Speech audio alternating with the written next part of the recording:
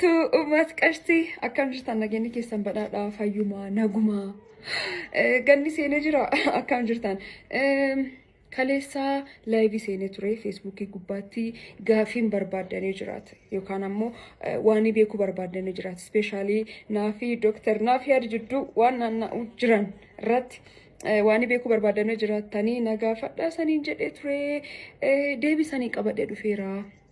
Naawliin tura suniin durgaru YouTube kiya like share subscribe tolchuun dagatina YouTube ki gubbaatti wanni baay'een hojjetamu aadaa beeksisuu yookaan ammoo culture keenya more focus waan ta'eedha ka hojjedhu video seentanii check tolchuun dandeettanii bunna qalaan jira haal jiru jireenya booran irratti hojjedhee waan hedduu jira challenge hojjedhee jira gabaan keemmaan fakkaatu waan jedhu hojjedhee jira Do you like me? I know you feel me.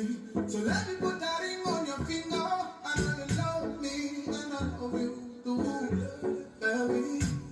Miss everybody, think I'm loving your writing.